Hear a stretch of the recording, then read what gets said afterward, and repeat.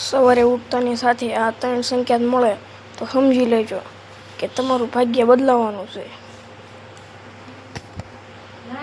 જય માતાજી મિત્રો, આજે હું તમને એવી વાત જણાવવા જઈ રહ્યો છું જે આપણા વડીલો વર્ષોથી કહેતા આવ્યા છે.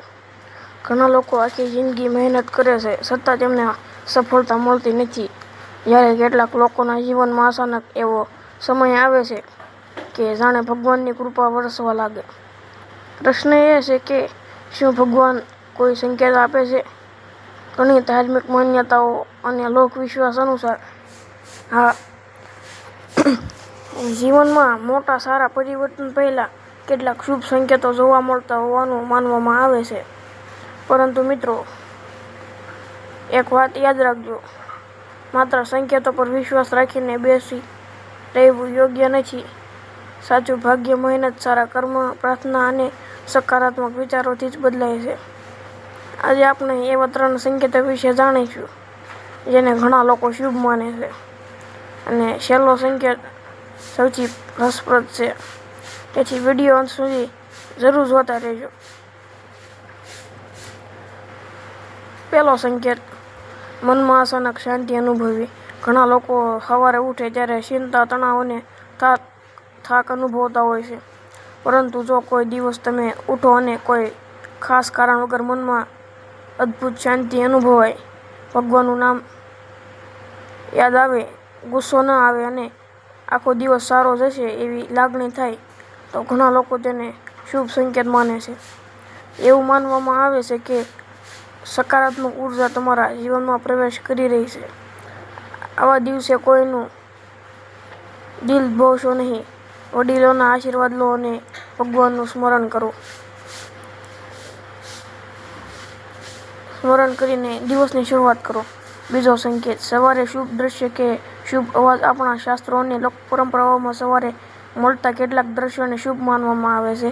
જો સવારે મંદિરની ઘંટડીનો અવાજ સંભળાય, પક્ષીઓનો મધુર કલરવ સંભળાય, ગાયના દર્શન થાય અથવા ઘરમાં દીવો પ્રગટાવતા મનમાં આનંદ અનુભવાય, તો ઘણા લોકો તેને સારા દિવસની શરૂઆતનું પ્રતીક માને છે.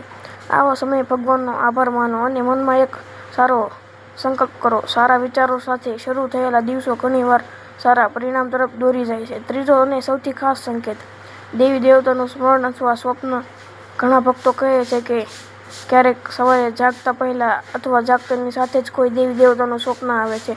કેટલાક લોકોને મંત્ર સાંભળ્યાની અનુભૂતિ થાય છે અથવા અચાનક ભક્તિભાવ જાગે છે. ઘણી ધાર્મિક માન્યતાઓ અનુસાર આને શુભ સંકેત માનવામાં આવે છે. એનો અર્થ એવો હોઈ શકે કે તમારા જીવનમાં નવી તક, અટકેલા કામ, ગતિ અથવા સકારાત્મક પરિવર્તન નજીક છે. પરંતુ મિત્રો, સ્વપ્નો દરેક વખતે ભવિષ્યવાણી નથી કરતા, તેથી તેને પ્રેરણા તરીકે લો અને જીવનમાં સારા કર્મ કરવાનું ચાલુ રાખો.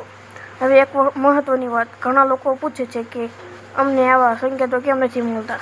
જવાબ સરળ છે, ભગવાન દરેકને અલગ રીતે પ્રેરણા આપે છે. કોઈ લોકો દ્વારા મદદ મળે, કોઈને નવી તક મળે છે, કોઈને સારો માર્ગદર્શન મળે છે અને કોઈને મુશ્કેલીમાંથી બહાર આવવાની હિંમત મળે છે. એટલે માત્ર સંકેતોની રાહ ન જોતા રોજ સવારમાં ભગવાનનું સ્મરણ કરો, માતા પિતાના આશીર્વાદ લો, મહેનત કરો અને સારા કર્મ કરો. એ જ સાચું ભાગ્ય બદલાવવાનું રહસ્ય છે. જો તમને પણ ક્યારે સવારે એવો કોઈ અનુભવ થયો હોય કે જેના પછી તમારા જીવનમાં સારો બદલાવ આવ્યો હોય તો કોમેન્ટમાં જરૂર લખજો. જય માતાજી. તમારી એક કોમેન્ટ બીજા ભક્તો માટે પણ પ્રેરણા બની શકે છે. આ વિડીયો ગમ્યો હોય તો એક લાઈક કરો, તમારા પરિવાર અથવા મિત્રો સાથે શેર કરો અને આવી જ ભક્તિમય પ્રેરણાદાયક માહિતી માટે અમારી ભક્તિ સાગર ચેનલને સબસ્ક્રાઈબ કરવાનું ભૂલશો નહીં. ભગવાન અને માતાજીની કૃપા તમારા અને તમારા પરિવાર પર સદાય બની રહે. જય માતાજી, જય મા માતાજી, જય મા